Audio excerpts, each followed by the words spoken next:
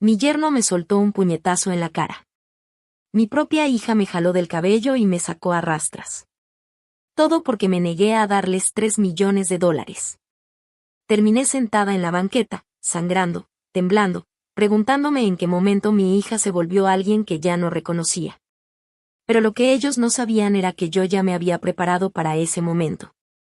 Y una hora después, todo empezó a venirse abajo para ellos. Me mudé con mi hija, April, la semana después de cumplir 71 años. No porque no pudiera vivir sola, ni porque necesitara ayuda para subir escaleras o recordar cosas, sino porque ella me dijo que me extrañaba, que quería tenerme cerca, que su esposo Russell incluso estaba de acuerdo. En ese entonces creí que era por cariño. No me imaginé que era parte de un plan. Su casa estaba en una calle tranquila, a las afueras de Des Moines, con un porche amplio y un columpio blanco que siempre estaba vacío. April decoró el cuarto de invitados en tonos lila y marfil, mis colores favoritos. Puso sábanas nuevas en la cama y en la mesita de noche colocó una foto enmarcada de nosotras dos, el día de su graduación de prepa. Me acuerdo que me quedé parada ahí, con la maleta en la mano, pensando, tal vez esto sea bueno. Tal vez nos ayude a estar más unidas. No era que no tuviera a dónde ir. Tenía mi depa, a 2 pueblitos de distancia. Trabajaba medio tiempo en la biblioteca pública, organizando archivos históricos y dando talleres de genealogía. Ese trabajo me llenaba. También me gustaba la tranquilidad de mi casa, mi cocina chiquita, mis aleros de cerámica con forma de búho. Pero April decía que extrañaba cenar conmigo. Que quería que sus hijos escucharan mis historias. Y yo le creí. La primera semana todo estuvo bien. Me preparaba un té cada noche antes de dormir. Russell me preguntó sobre mi antiguo trabajo. Mis nietos se sentaban a mis pies mientras les contaba cómo nuestros antepasados llegaron desde Gales. Me sentí hasta tonta por haber dudado de sus intenciones. Pero poco a poco, las cosas fueron cambiando. April empezó a sacar el tema del dinero cada vez más seguido. Su voz seguía siendo suave, pero ya traía otra intención. Hablaba de refinanciar, de ahorrar para la universidad, de cómo todo estaba muy difícil. Russell mencionó una oportunidad que le había contado uno de sus clientes, un agente inmobiliario. Fondo seguro, alto rendimiento, poco riesgo. Lo soltó así nomás, una noche en la cena, mientras comíamos pollo rostizado. Yo solo asentí, pero sentí un nudo en el pecho. Unos días después, April entró a mi cuarto con una carpeta. Adentro venían papeles del banco, una hoja para notariar, y una copia impresa de mi cuenta de inversión. Se sentó junto a mí en la cama. Su tono era cuidadoso, como si supiera que estaba pisando terreno delicado. Dijo que solo necesitaban hacer una transferencia temporal, que en 6 meses me lo devolverían, y que eso les ayudaría a asegurar su futuro y el de los niños. Le pregunté cómo había conseguido los datos de mi cuenta. Ella sonrió, pero sus ojos no. Me dijo que siempre se había sabido mis contraseñas. Que a veces necesitaba estar al pendiente de mí. Esa noche no pude dormir. Me quedé mirando el ventilador del techo, dando vueltas lento sobre mí. Algo dentro de mí se había roto. Pensé en mi esposo, que en paz descanse. En cómo durante tantos años fuimos juntando cada centavo, sin tocar jamás el capital. Pensé en aquella vez que le presté a April $2,000 para arreglar la transmisión de su coche, y en cómo nunca me los regresó. Entonces me cayó el 20, me había ido a vivir a una casa donde el cariño tenía condiciones. Para cuando terminó la segunda semana, dejé de dormir con la puerta de mi cuarto abierta. Y ahora que lo veo con distancia, me pregunto si alguno de ustedes ha sentido ese cambio también. Cuando un abrazo ya no se siente sincero. Cuando la amabilidad se vuelve una especie de moneda. Si alguna vez confiaron tanto en alguien como para mudarse a su casa, solo para acabar sintiendo que las paredes se les venían encima, entonces saben exactamente de lo que hablo. Y si todavía no lo han vivido, quédense conmigo. Porque lo que pasó después lo destapó todo. Y una vez que esa cortina se corrió, ya no hubo manera de fingir. Ni yo, ni ellos, ni nadie. Cuando empezó la tercera semana, las señales dejaron de ser sutiles. Lo noté primero con los tickets del súper. Siempre me ofrecía a pagar lo que consumía. La leche, el pan, mi té de manzanilla especial. Pero una tarde, April dejó el recibo en la barra de la cocina. Le había marcado con pluma roja los productos que yo usé y, al lado, escribió el total. Le pegó un post-it. Tu parte. Gracias. Sin saludo. Sin carita feliz. Solo un número. Esa misma noche me entregó una hoja impresa con el desglose de los servicios de la casa. Todo estaba resaltado con colores, dividido por columnas. Señaló mi nombre al final y, con una voz calmada, me dijo que la justicia empieza con la claridad. Que así es como las familias se mantienen fuertes. Russell no dijo mucho esa noche. Solo asentía mientras veía su celular. Yo no discutí. Solo subí a mi cuarto con el papel en la mano, me senté al borde de la cama y me quedé viendo los números. No era tanto dinero. Pero el mensaje era mucho más claro que la cantidad. No querían a una mamá viviendo con ellos. Querían una inquilina. Días después, me encontré a Russell en la cocina, hojeando una libretita negra. Cuando me vio entrar, la cerró rápido, como si escondiera algo. La dejó sobre la encimera y me sonrió como si nada. Esa noche, cuando salieron, abrí el cajón donde guardaba mi carpeta personal. Algo no estaba bien. Las pestañas estaban desordenadas. Algunos papeles ya no estaban donde los había dejado. No necesitaba más pruebas. A lo largo de los años he aprendido a confiar en mi instinto. Y esta vez, me estaba gritando. Algo se traían entre manos. A la mañana siguiente, mientras desayunábamos, April sacó el tema así como si nada, la planificación patrimonial. Me preguntó si alguna vez había pensado en simplificar mis cuentas. Dijo que había leído que tener cuentas conjuntas era más práctico en caso de emergencia. Luego habló de la mamá de una amiga suya, que había puesto todo en un fideicomiso para sus hijos, así ya no había dudas después. No le contesté. Pero ella siguió hablando. Que no se trataba de dinero, que era por claridad, por tener todo en orden, por paz mental. Russell se metió también. Dijo que si quería, él me podía ayudar con los trámites. Que ya lo había hecho antes con sus clientes, que tenía plantillas, que podía hacer todo más fácil. Yo solo veía mi cereal. La leche ya estaba tibia. La cuchara me pesaba en la mano. Esa misma tarde, marqué a mi asesor financiero desde el coche. No quería hablar dentro de la casa. Le pedí que activara alertas para cualquier transferencia, que bloqueara cambios y que pusiera vigilancia a cualquier acceso de IP desconocida. Me preguntó si todo estaba bien. Le dije que solo era por precaución, por si acaso.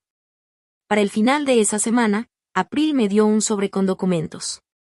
Me dijo que era un formato de transferencia de autoridad, solo un ejemplo para ir viendo. Lo dijo como si me estuviera pasando una receta de galletas. Pero sus ojos se quedaron un poquito más fijos en los míos de lo normal. No abrí el sobre. Lo dejé a un lado y le pregunté cómo iban los niños en la escuela.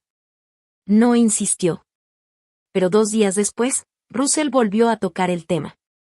Esta vez fue en el garaje, cuando estábamos solos. Me dijo que April solo quería ayudar, que era afortunada de tener una hija que se preocupaba tanto por mí. Y luego, con una sonrisita forzada, soltó, que el dinero solo trae pleitos cuando la gente se vuelve demasiado reservada. Me hice a un lado, regresé a la casa y cerré la puerta de mi cuarto con llave. Esa noche revisé todas mis cuentas. Cambié las contraseñas. Hice una lista con los nombres de las personas en las que sí confío. Escaneé documentos y guardé copias de seguridad en una memoria USB que escondí dentro del forro de mi maleta. No dormí mucho. Todavía no sentía miedo, pero ya me estaba preparando. No era paranoia. Era reconocer un patrón. Y ese patrón, ya lo había visto antes. Solo que no lo quise aceptar hasta ahora. La tercera semana se mezcló con la cuarta. Y con ella, empezó a sentirse un cambio incómodo en la casa.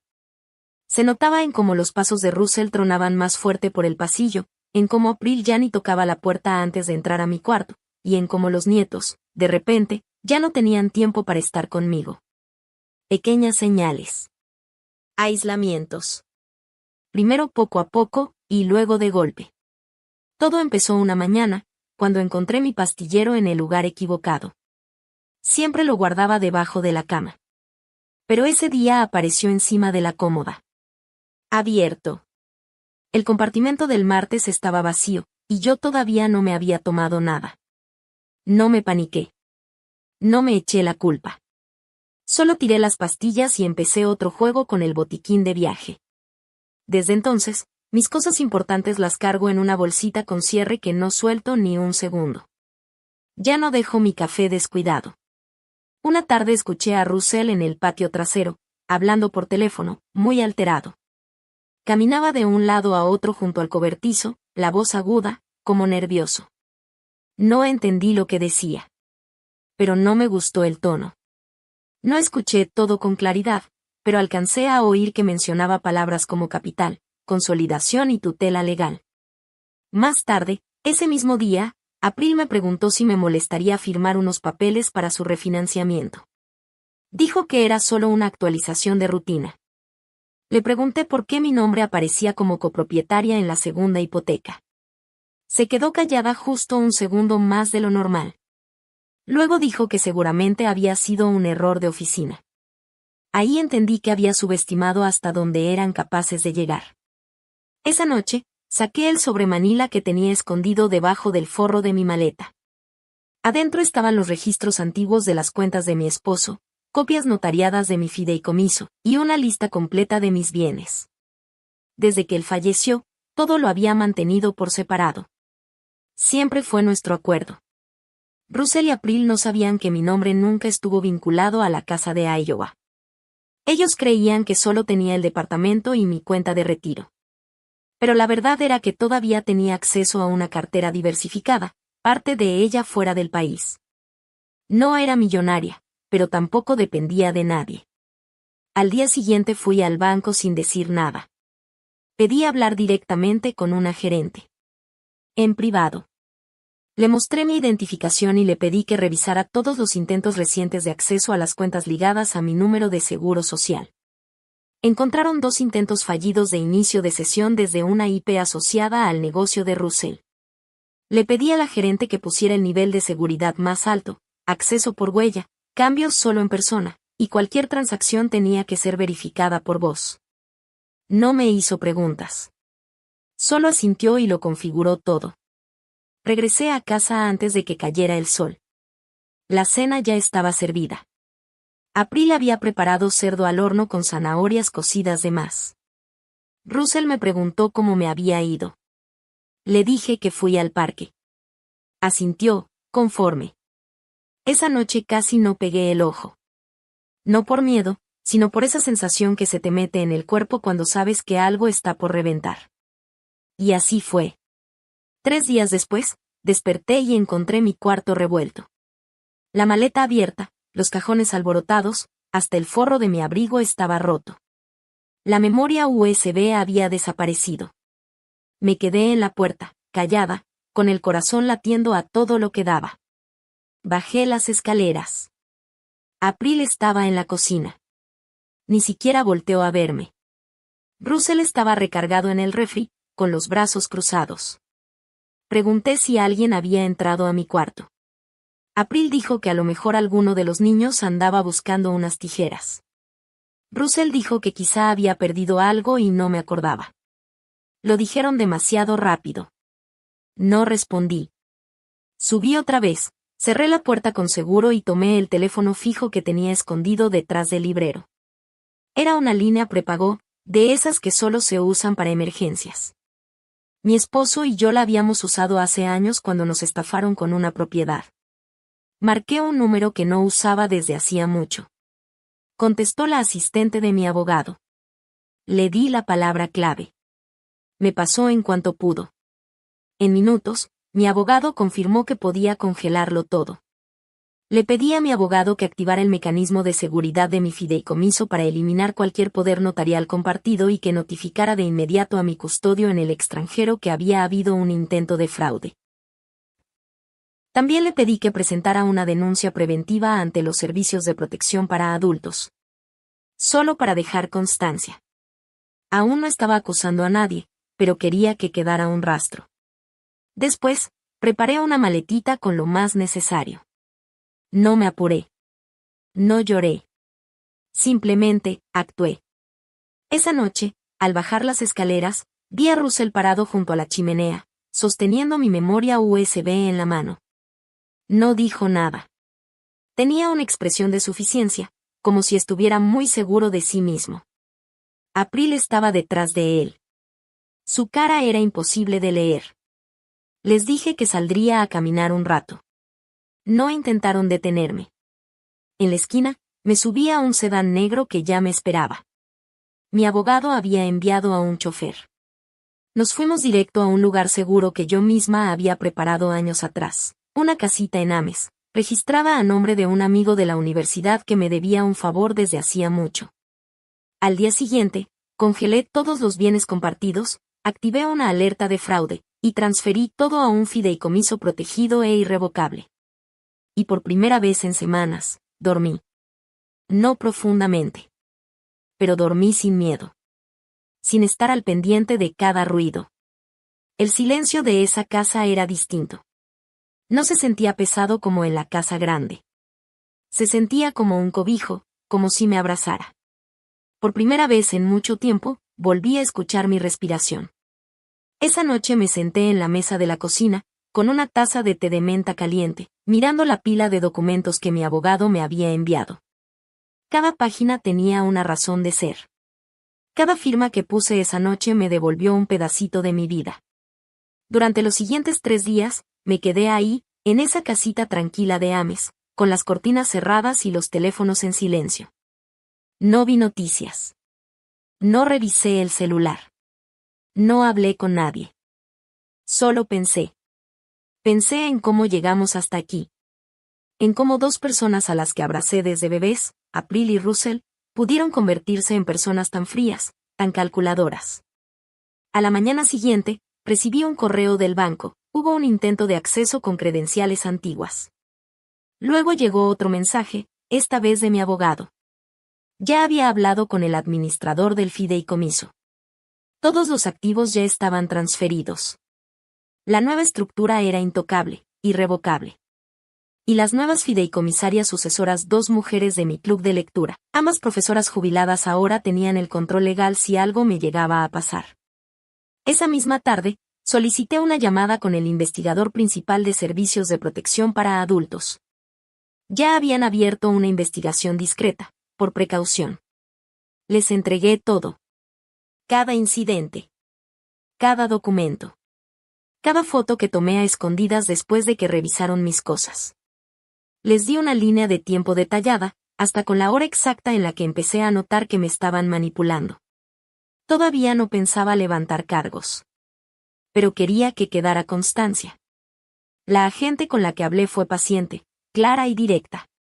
No me dio falsas esperanzas, pero me dijo algo que no había escuchado en mucho tiempo.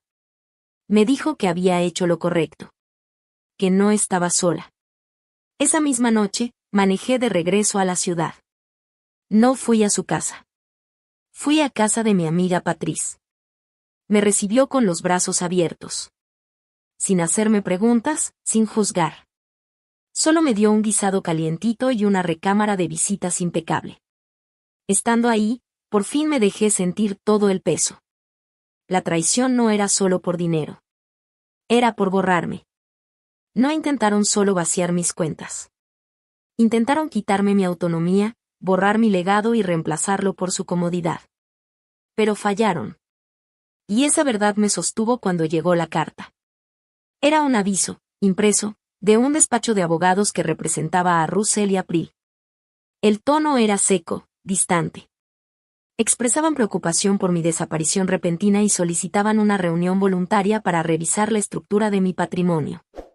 Afirmaban que podía estar bajo influencia indebida, que quizás alguien me estaba presionando para eliminarlos.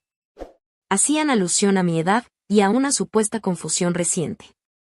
Le pasé la carta a mi abogado. Él solo sonrió al leerla, sacó una copia, subrayó cada frase ambigua, y redactó una respuesta firme pero cortés.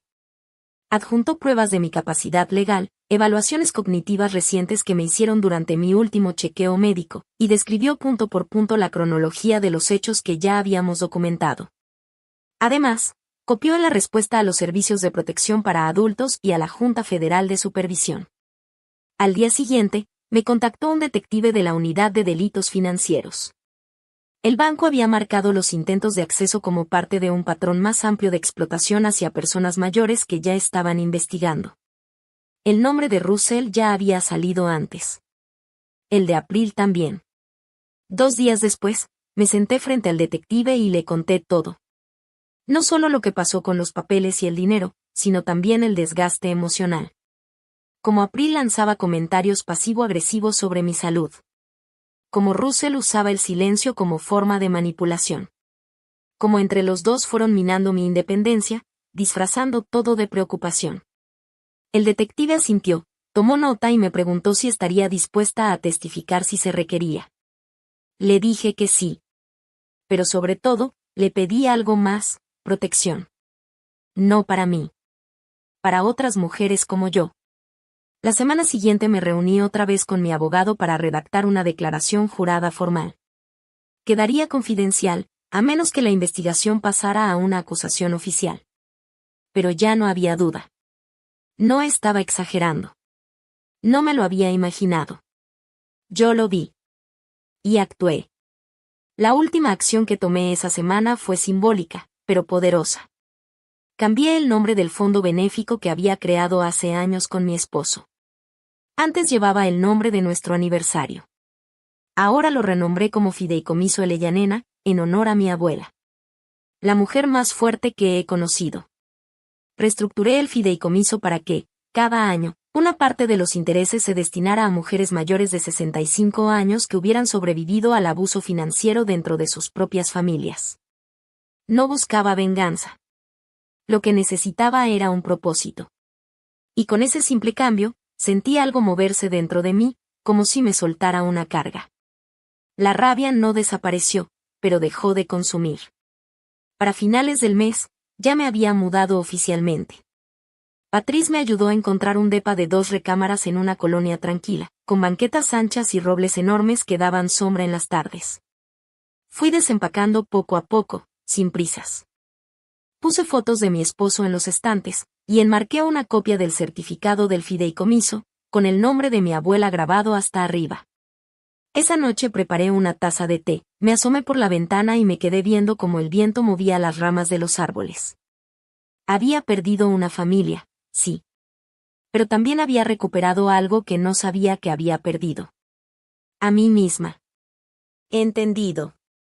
Ahora comenzaré a escribir el capítulo 5 directamente aquí, en esta misma ventana, siguiendo todas las indicaciones de estilo y formato. El capítulo tendrá unas 980 palabras en inglés americano, con un tono narrativo constante y emocionalmente fuerte. Dame unos minutos para redactarlo. Pasaron 2 semanas. Me mantuve en silencio, viviendo tranquila en el departamento que Patrice me ayudó a conseguir. Sin redes sociales. Sin celular. Solo hacía llamadas si realmente lo necesitaba. Los días eran callados y curativos. Volví a caminar cada mañana justo antes del amanecer, sin música, sin audífonos. Solo el sonido de la grava bajo mis pies y el canto de los pájaros despertando. Entonces llegó la carta del Tribunal de Sucesiones. Había sido enviada a mi antigua dirección, pero fue redirigida por mi abogado. Dentro venía una petición firmada por April y Russell. Solicitaban una audiencia formal para declararme incapaz de manejar mis propios bienes. Invocaban la ley de protección a los adultos mayores, alegando que tenía deterioro mental y que estaba siendo manipulada por terceros para su beneficio económico. La ironía sería chistosa, si no fuera tan cruel. Anexaron una declaración jurada firmada por 2 de sus conocidos. Gente que yo apenas había visto 1 o 2 veces en mi vida. Decían que me notaban confundida, que olvidaba cosas, y que en una carne asada familiar supuestamente pregunté lo mismo 3 veces. Ridículo. Pero lo presentaron ante el tribunal. Y eso lo volvía asunto público. Volví a reunirme con mi abogado. No se inmutó. Ya lo esperaba. Tenía un plan claro, sereno, como siempre. Responderíamos con documentos, pruebas contundentes. Evaluaciones del Dr. Kers, mis exámenes cognitivos, declaraciones juradas de mi asesor financiero, de 2 vecinos y de 3 miembros del comité de la iglesia al que serví durante 6 años. Personas que me conocían desde hacía mucho más tiempo, y de verdad. Mucho más que Russell o los testigos improvisados de April. Pero había algo más.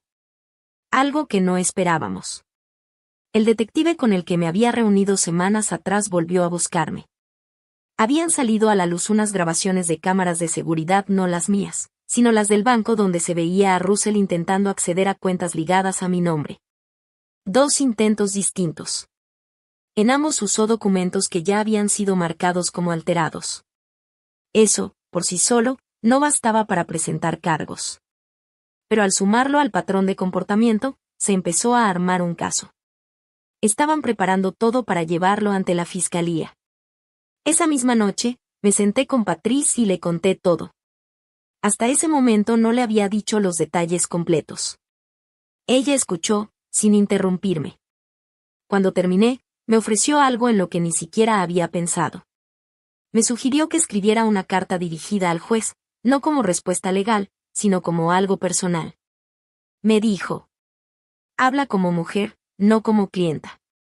Deja que el juez escuche tu voz antes de ver tu cara. Tardé un día en decidirme. Y luego, me senté con una pluma en la mano y le escribí a mano, directo desde el corazón. 4 páginas. No solo hechos, sino emociones. Escribí sobre mi infancia, sobre criar a April, su curiosidad, su risa contagiosa. Escribí sobre el momento exacto en que sentí que algo había cambiado. Describí el silencio que se fue haciendo más fuerte entre nosotras con el paso de los años. Y expliqué, en palabras sencillas, que protegerme no era ser cruel. Era tener claridad. Una claridad que, lamentablemente, llegó demasiado tarde.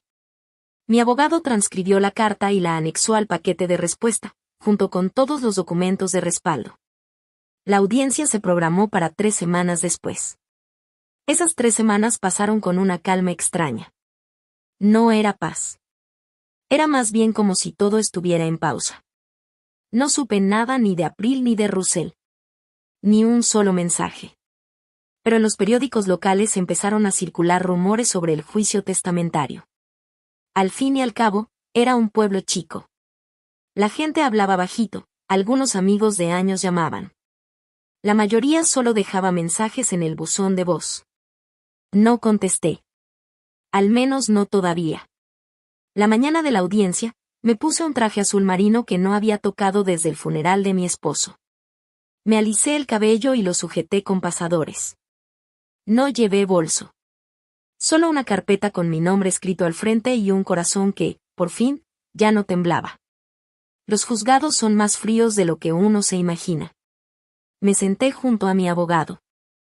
Russell y April estaban al otro lado de la sala. April no me volteó a ver ni una sola vez. Russell solo me echó una mirada rápida antes de darse la vuelta. Entró el juez. Comenzó la audiencia. Su abogado fue el primero en hablar. Me pintó como una mujer desconectada, volátil, manipulada por otros. Usó palabras como aislada, retirada, emocionalmente inestable. Luego presentó a sus testigos, los mismos 2 de antes. Hablaron sin certeza. Que escucharon algo, que alguien les dijo, que vieron algo una sola vez. Entonces nos tocó a nosotros. Mi abogado presentó las evaluaciones médicas, las declaraciones juradas, el cronograma completo de lo ocurrido. Repasó el patrón de control y manipulación, y luego agregó mi carta al expediente. La jueza la leyó en silencio desde el estrado. Cuando levantó la vista, solo dijo esto, que era raro ver tanta claridad en alguien acusado de incapacidad. La jueza desechó la solicitud sin pensarlo 2 veces. Dijo que no solo era infundada, sino también un abuso del proceso legal. Envió el caso para revisión futura, pero por el momento, quedó cerrado. Salimos del juzgado sin decirle una sola palabra ni a Russell ni a April. Ya no había nada más que decir. De regreso en casa, preparé un té y me senté en el balcón por primera vez. El cielo se veía enorme, de un dorado tenue. El aire olía a lluvia. Más tarde esa misma noche, recibí un correo de un pequeño grupo que defiende los derechos de las mujeres. Alguien del juzgado les había compartido mi carta. Me preguntaban si estaría dispuesta a hablar en su próximo foro. No sobre el juicio, sino sobre resiliencia, sobre cómo recuperar tu identidad, sobre sobrevivir a las traiciones silenciosas. Cerré la laptop. Todavía no estaba lista. Pero esa idea se me quedó dando vueltas, porque tal vez sanar no se siente como cerrar un capítulo. Tal vez se parece más a esto, un lugar tranquilo, tu nombre limpio, y una voz que, al fin, vuelve a tener fuerza. La semana después de la audiencia, algo dentro de mí cambió. No fue alivio. No exactamente.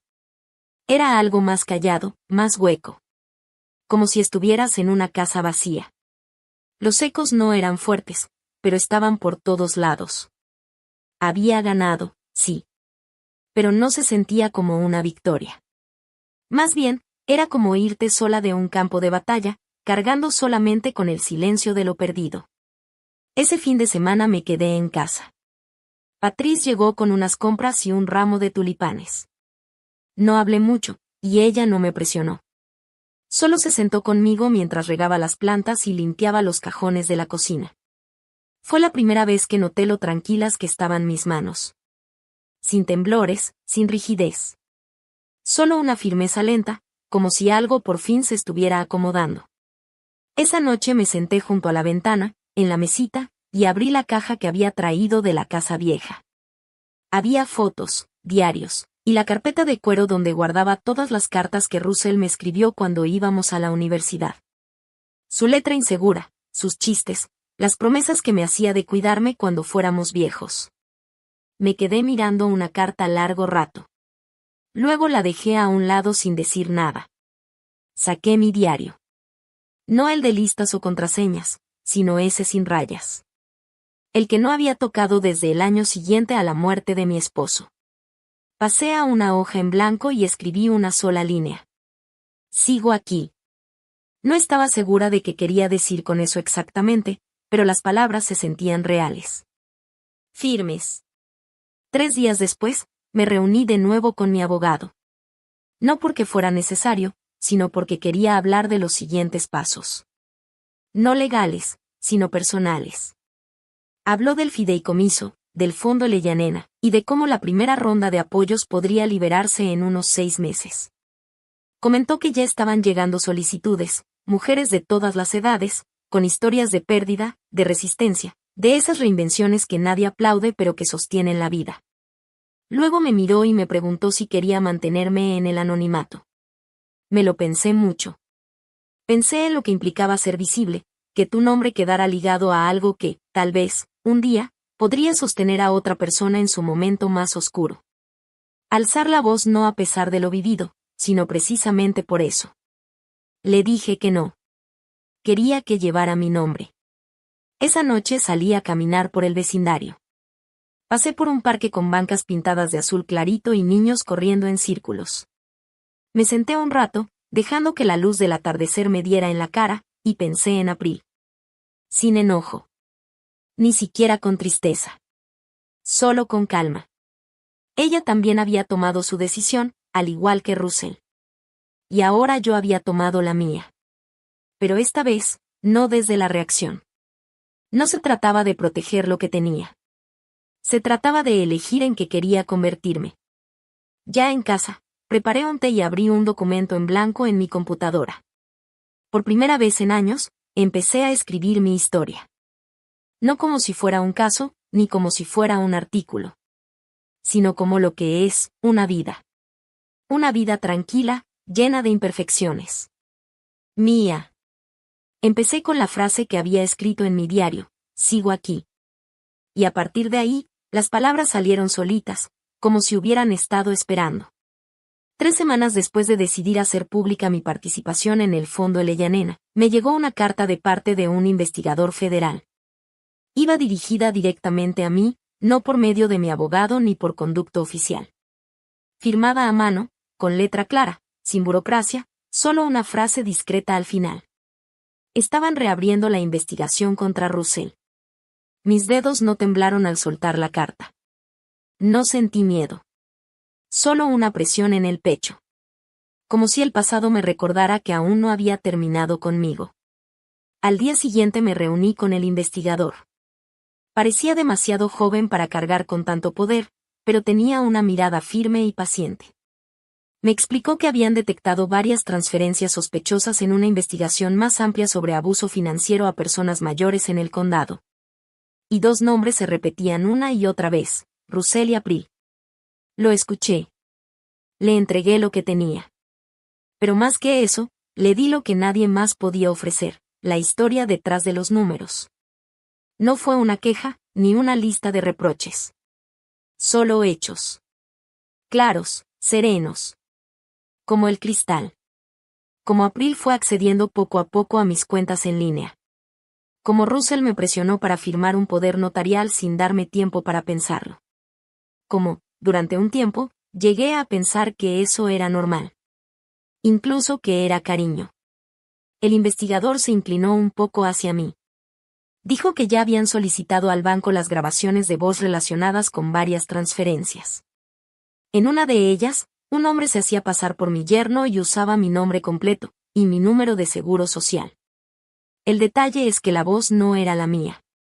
Y ese permiso jamás quedó grabado. La justicia empezó a moverse, y ya no era yo la única que notaba cómo rechinaban los engranajes. Esa noche me senté sola en la sala, sin prender las luces. Lo único que se escuchaba era el zumbido del refrigerador desde la cocina. No lloré. No me puse a temblar. Pero lo sentí. Ese zumbido apagado, como de un ajuste de cuentas. No sabía a venganza. Sabía a peso. A verdad. 2 días después, Patrice pasó por la casa. Traía una carpeta llena de informes y recomendaciones de la junta que habíamos formado de manera discreta para el fondo Elella Nena. Querían crecer. Recibir más solicitudes. Tener mayor alcance. Iniciar una colaboración con una universidad que capacitaba a mujeres en alfabetización digital y educación financiera. Revisé la propuesta, hasta que me detuve en un párrafo casi escondido al final. Una serie de charlas.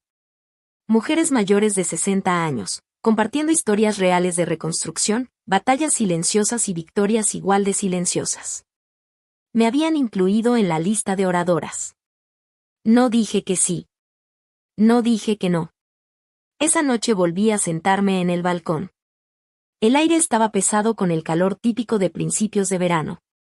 Se escuchó una sirena a un par de calles, pero ni siquiera me moví. Me puse a pensar en lo que significa hablar, de verdad. No susurrar, no escribirlo en un diario, sino hablar con la voz clara. Y no solo por mí, sino por las cientos de mujeres cuyas historias había leído en esas primeras solicitudes del fondo. Historias llenas de incredulidad, de manipulación mental, de desaparición financiera, de traiciones disfrazadas de cuidado. Mi historia no era rara. Y justo eso era lo más fuerte. Era común. Silenciosa. Ordinaria. Ese silencio era el que había que romper. Así que acepté. 2 semanas después me presenté a la primera de esas pequeñas reuniones. Fue en un espacio comunitario sencillo, en el sótano de la biblioteca local. Sillas plegables, café en termos, vasitos de papel. Sin micrófonos. Les dije la verdad. No todo, solo lo necesario. Les conté que tenía 69 años. Que había criado a una hija que amaba con todo mi corazón. Y que la vi alejarse, no con gritos, sino en cientos de decisiones silenciosas. Les hablé de Russell, del piso del baño, y del silencio que vino después. Pero sobre todo les hablé del despertar. Del día en que entendí que sobrevivir no era suficiente. Que la dignidad valía más que la paz. Que ninguna herencia, ni apellido, ni lazos familiares justificaban silenciar la voz de una mujer cuando por fin dice ya basta. No hubo aplausos ni porras. Solo silencio. Y algunas lágrimas. Pero ese silencio ya era otro. No era el de la vergüenza, sino el del reconocimiento. Al terminar, una señora llamada Eloísa me tomó de la mano. Tenía 73 años. Su hija había usado su línea de crédito hipotecario y luego desapareció. Nunca se lo había dicho a nadie. Hasta esa noche. Mientras hablaba, la voz se le quebraba, pero no dejó de hablar.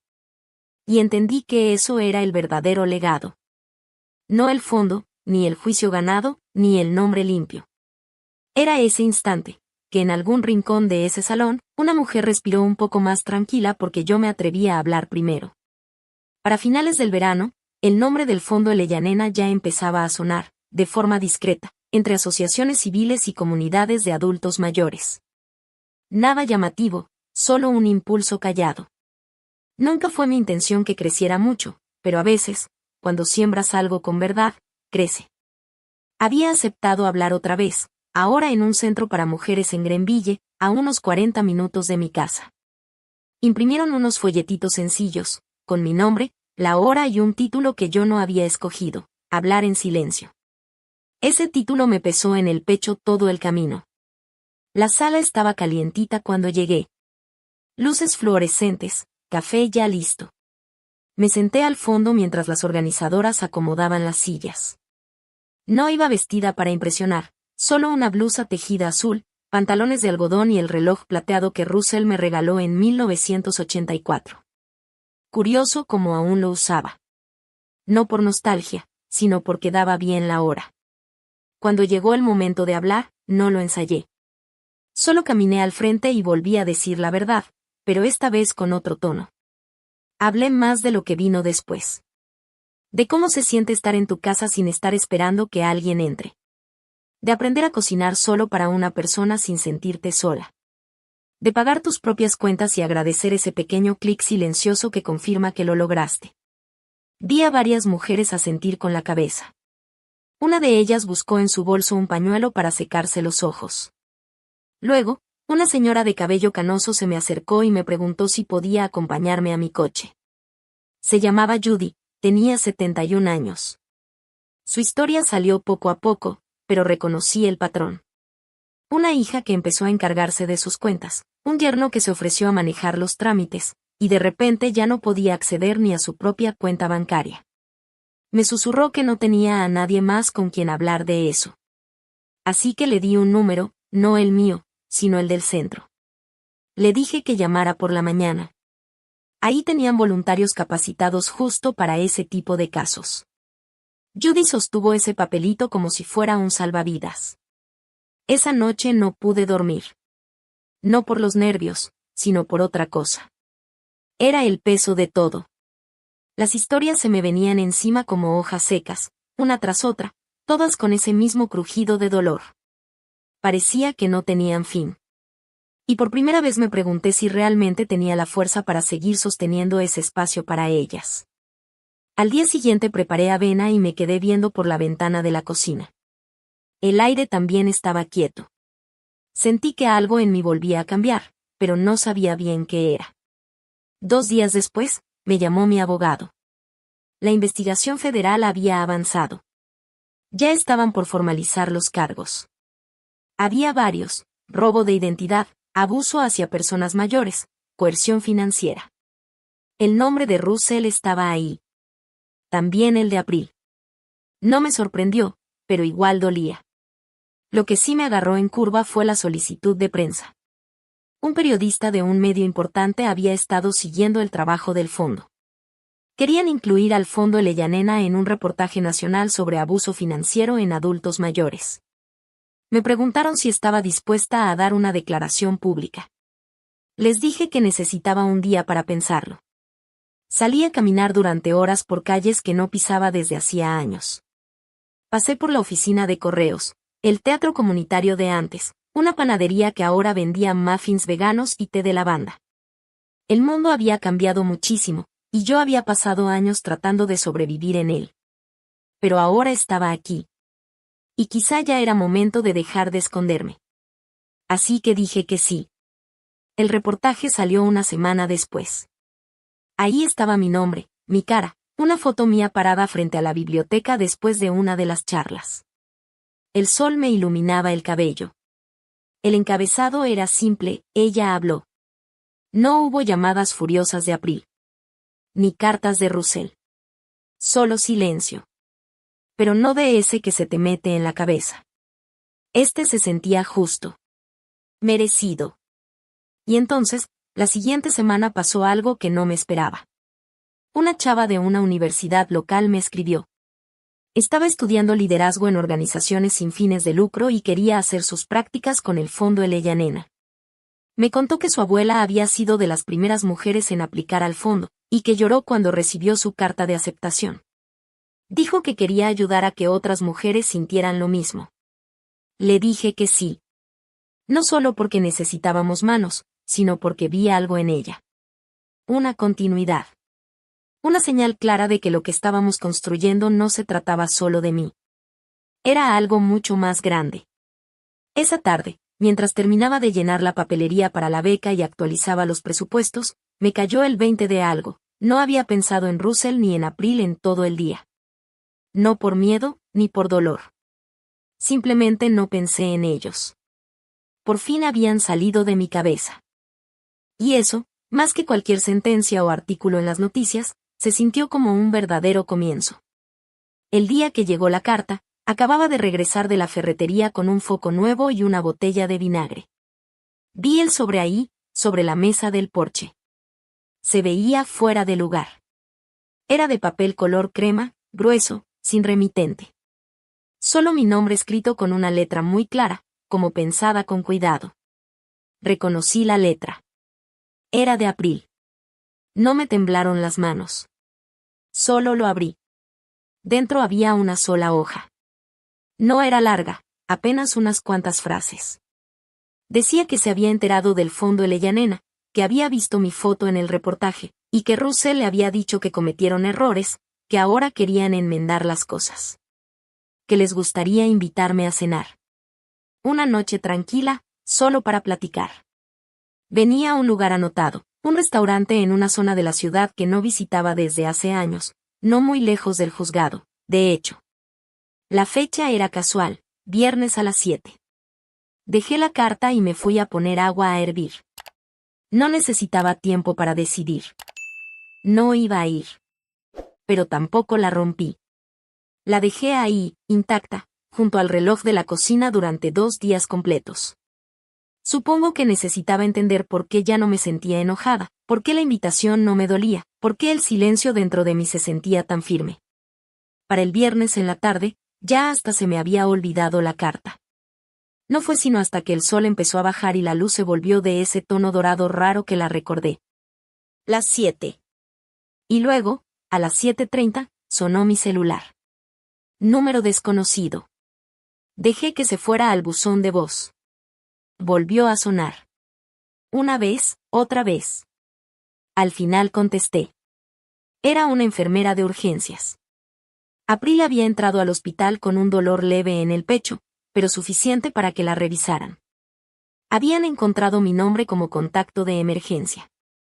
Ella lo había escrito. Me senté en la orilla de la cama, con el teléfono pegado al oído. Escuchaba voces al fondo, pitidos de máquinas, y por un segundo sentí que el aire se encogía a mi alrededor. Le pregunté a la enfermera si estaba estable. Me dijo que sí. Luego hizo una pausa, y agregó que April había preguntado por mí. Que estaba sola. No respondí en ese momento. Bajé la vista a mis manos, a las venas, la piel, las marcas del tiempo que antes no estaban ahí. Pensé en la mujer que me jaló del cabello, que me cerró la puerta en la cara, que me hizo sentir invisible en mi propia casa. Y luego pensé en la niña que se quedaba dormida en mi pecho todos los domingos por la tarde después de la iglesia. La que lloró cuando perdió su elefante de peluche. La que me hacía trencitas con sus deditos y me decía en voz bajita que olía a lavanda y a papel. Así que fui, no porque la hubiera perdonado, sino porque algo dentro de mí necesitaba verla tal como era ahora. La habitación estaba en silencio cuando entré. Se veía más chica de lo que recordaba, con el cabello recogido a medias, y una vía intravenosa goteando lentamente a un lado de su cama. Abrió los ojos y parpadeó. Por un momento, no la reconocí. Y luego movió los labios. Dijo mi nombre. No le contesté. Solo acerqué la silla y me senté. La enfermera asintió y cerró la puerta detrás de mí. Nos quedamos en silencio un buen rato. Entonces April dijo que lo había leído todo, los artículos, los testimonios, las entrevistas. Dijo que no se había dado cuenta de lo lejos que había llegado, que no sabía en lo que se había convertido. Que Russell era el que siempre empujaba, que ella solo quería proteger lo que habían construido. La escuché. No dije nada. Luego me preguntó algo que no esperaba, que si el fondo Leyanena había sido un mensaje para ella. Negué con la cabeza. Le dije que nunca se trató de venganza. Que se trataba de poder volver a respirar. Se le llenaron los ojos de lágrimas, pero no lloró. Dijo que no podía deshacer lo que había hecho. Pero que quería empezar de nuevo. No como madre e hija, no con etiquetas, solo como dos personas que alguna vez compartieron algo de verdad. Me levanté entonces, no de golpe, sino tranquilo, con calma. Le dije que no la odiaba, pero también le dije que ya no era mía, que mi paz no dependía de su arrepentimiento. Y luego salí. Afuera, el cielo ya se había puesto azul marino. El estacionamiento del hospital estaba lleno de movimiento. Exhalé, no por alivio, sino por algo más profundo. Acababa de mirar a los ojos a la mujer que una vez me rompió por dentro, y ya no tenía poder sobre mí. Esa noche preparé sopa, no porque tuviera hambre, sino porque quería probar algo cálido, algo que me diera tranquilidad. Encendí una vela, no para rezar, solo por esa luz suave que da un poco de paz. Y por primera vez en muchos años, dormí toda la noche sin despertarme ni una sola vez. La mañana después de mi visita al hospital, preparé un café más cargado de lo normal, de esos que se te quedan un rato en la garganta. Me quedé junto a la ventana, viendo pasar al cartero como siempre, puntualito, con su bolsa moviéndose al ritmo de cada paso. Pero ese día, no se detuvo en mi buzón. Cruzó el pasto directo hacia mí y me entregó un sobre en mano. Era de la oficina del fiscal de los Estados Unidos. Cerré la puerta y me senté antes de abrirlo. Mis dedos se movían con decisión, y por dentro, en lugar de miedo, sentía que algo en mí se afirmaba, como si me estuviera preparando. La carta confirmaba lo que había estado esperando en silencio. Se habían presentado cargos federales contra Russell. Fraude, coacción y abuso financiero contra un adulto mayor. Venían ahí fechas, documentos entregados, testimonios, y mi nombre aparecía más de una vez, no como víctima, sino como testigo clave. Al parecer, una denuncia anónima se había mandado al IRS 3 meses antes. La auditoría destapó lo suficiente para que abrieran una investigación más grande. Resultó que no era la única persona a la que Russell había tratado de manipular. La verdad empezaba a salir a la luz. Pero hubo algo que no me esperaba. La denuncia anónima había llegado en abril. La misma April que me había mirado con esos ojos vacíos unos días atrás. La misma que me jaloneó del pelo y me echó de su casa. Volví a leer la carta, despacito. La verdad cayó sobre mí como un suéter empapado. Ella lo había hecho en silencio, antes de invitarme a cenar, antes del hospital. Lo había hecho sola. No sabía si lo hizo por culpa, por miedo o por algo completamente distinto. Quizás ya no importaba. Lo que sí importaba era que había abierto una grieta en la misma casa que ella ayudó a levantar. Dejé la carta a un lado y volteé a ver la pila de catálogos de semillas que tenía junto a la ventana. Ya casi era primavera. La tierra aún estaba dura. Pensé en los jitomates que podría volver a probar este año. Una semana después, un agente federal se presentó en mi puerta. Venía de civil, pero la placa que sacó de su cartera era auténtica. Me dijo que mi testimonio sería clave para agilizar el caso. Dijo que Russell ya había sido contactado para interrogarlo, y que su actitud cambió en cuanto supo que April había cooperado. Todavía no había arrestos, pero se notaba que las consecuencias ya estaban comenzando a caerle.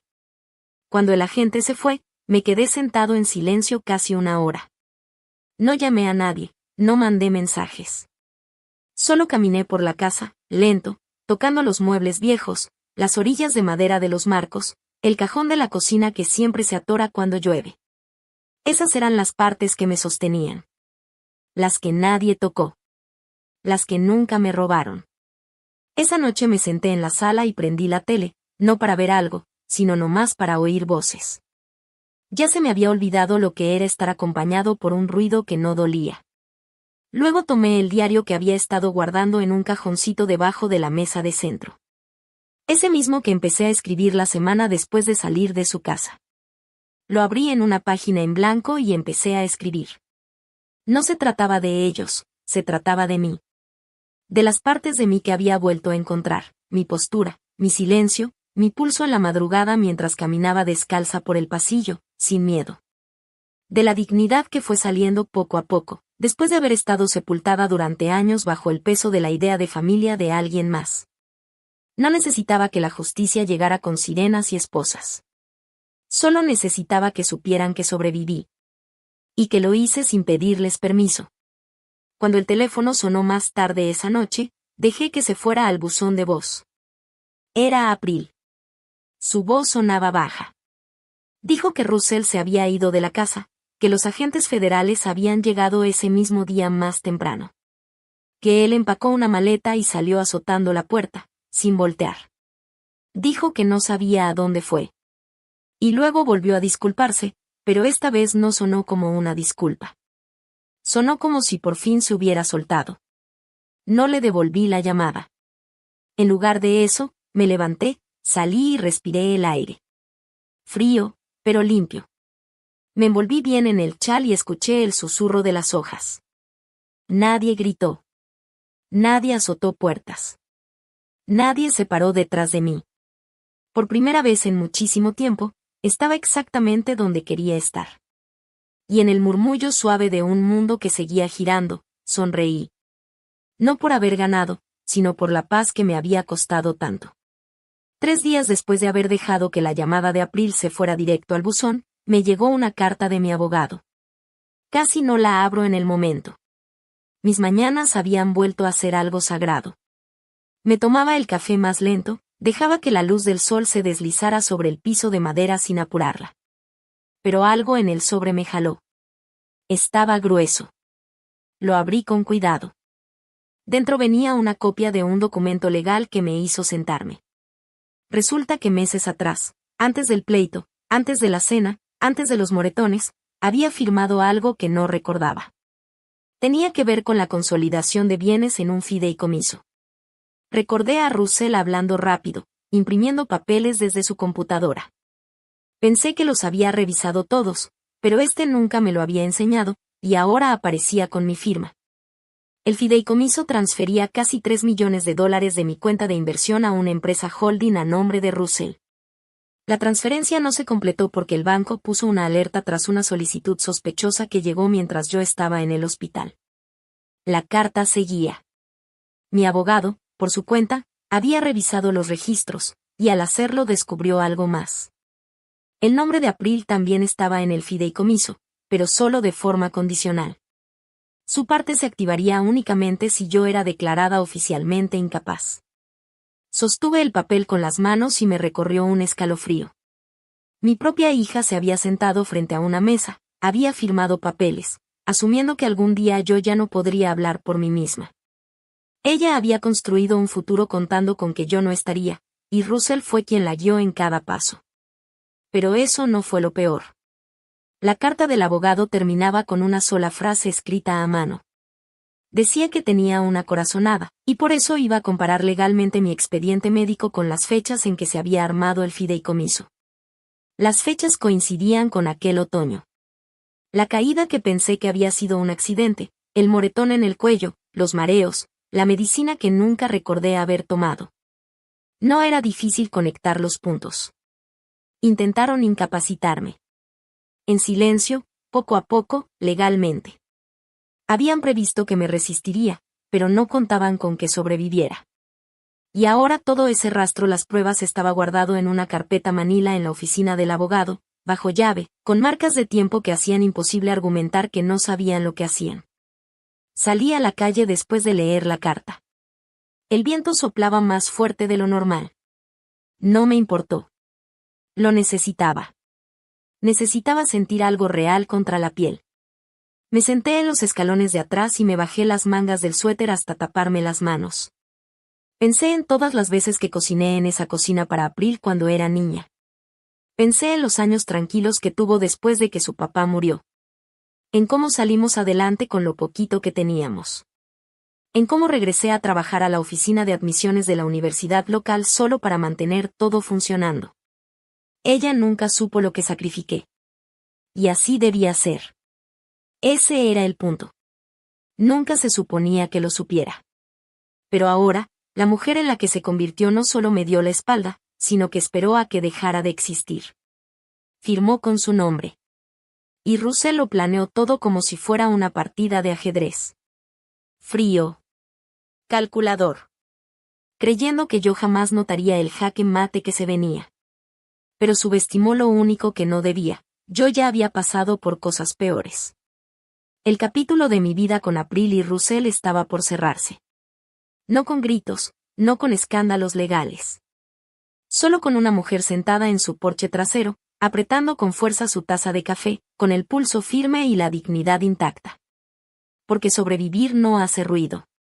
Es silencioso, fuerte y absoluto. Era jueves por la mañana cuando entré sola al juzgado. Sin maquillaje, sin joyas, sin prisas. Los papeles ya se habían presentado. Mi abogado se encargó de todo. Pero igual fui, porque necesitaba estar ahí, sentirlo. Pararme sobre ese mármol frío y ver cómo se cerraba ese capítulo. El secretario del tribunal alzó la vista, reconoció mi nombre y asintió con la cabeza, en silencio. La constitución del fideicomiso fue anulada en privado. Los fondos congelados fueron devueltos. El poder notarial inválido, cancelado. Y mi nombre completo, legal, limpio fue restituido como la única autoridad sobre mi propia vida. No hubo aplausos. Nadie celebró. Pero algo muy profundo dentro de mí exhaló, por primera vez en muchos, muchos meses. Afuera, me senté en la banca que está frente a las escaleras del juzgado. El sol se sentía más cálido que en semanas anteriores. Llevaba conmigo un frasquito con té. Lo tomé despacio, dejando que el calor se esparciera por mi cuerpo, reconfortante, firme. Pasó una señora, mayor que yo, empujando un cochecito con un perrito dentro. Cruzamos la mirada por un instante.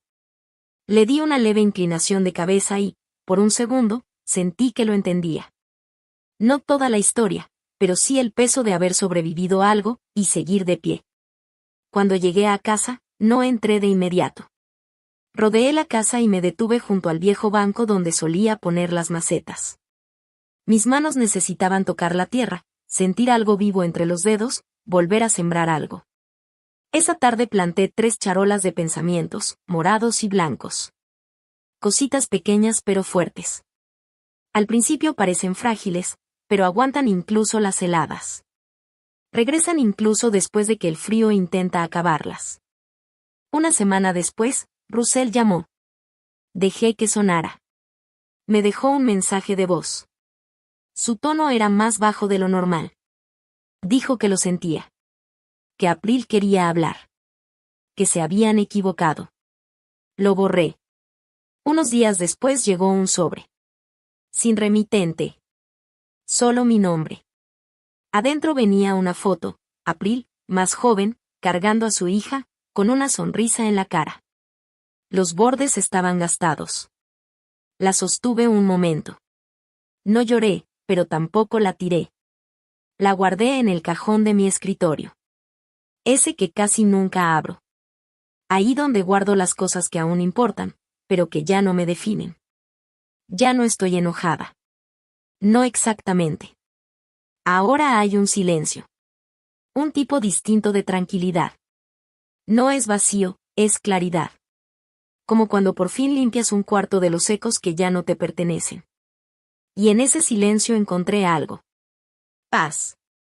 No el tipo de paz que viene cuando se hace justicia, sino la que nace cuando decides elegirte a ti misma. Cuando recuperas el aire, la voz, tu lugar. Ya no vivo reaccionando a lo que me hicieron. Vivo respondiendo a lo que ahora soy. Si esta historia te hizo pensar en alguien que alguna vez quiso apagar tu valor, Ojalá sepas que nunca es demasiado tarde para volver a alzar la voz. ¿Alguna vez te alejaste de alguien a quien amabas para proteger esa parte de ti que esa persona intentaba borrar?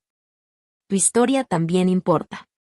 Compártela abajo si quieres, o si simplemente necesitas saber que no estás solo.